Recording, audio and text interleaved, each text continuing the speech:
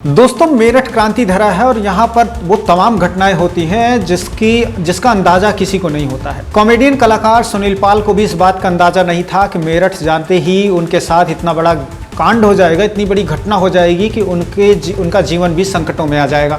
आपको बताएं कि सुनील पाल एक कॉमेडियन है और उन्होंने पूरे देश भर में अपना एक अलग मुकाम बनाया हुआ है। हरिद्वार की एक इवेंट कंपनी ने उनको बुक किया है अपने एक बच्चे के बर्थडे की पार्टी में सेलिब्रेशन के लिए।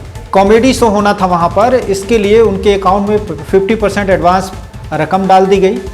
सुनील पाल मुंबई से एयरपोर्ट पहुंचे दिल्ली और दिल्ली से एक कार उनको रिसीव करने के लिए गई थी जिसमें बैठकर उन्हें हरिद्वार जाना था।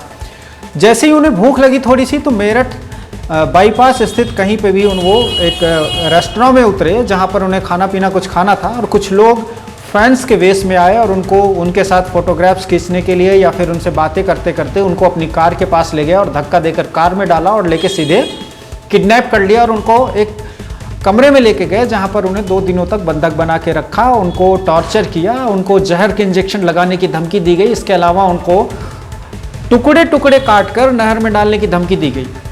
इन तमाम घटनाओं से सुनील पाल दहशत में आ गए। उन्होंने ये कहा किडनैपर से कि भाई मैं आपकी जो मांगी हुई रकम है, उन्होंने 20 लाख की डिमांड की तो सुनील पाल ने कहा कि मैं 20 नहीं बल्कि 10 दे पाऊंगा और इतने में उस जो किडनैपर थे वो मान गए।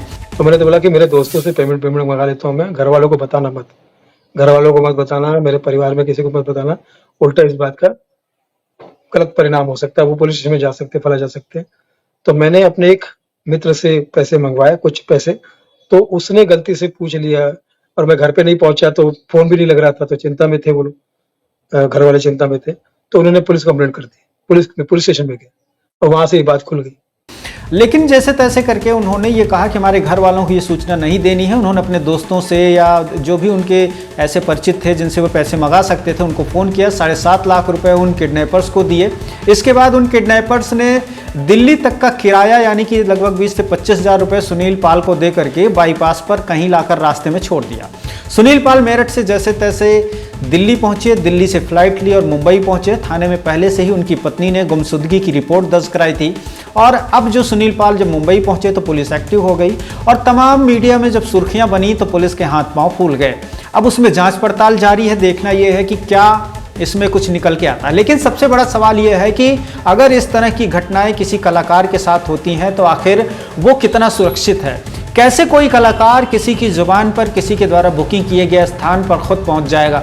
या तो वो अपने साथ पूरी सिक्योरिटी लेके जाए या फिर वो जो है उसकी इतनी पहुंच हो कि वो अगर किसी के चंगुल में फंसे तो खुद को सुरक्षित कर ले।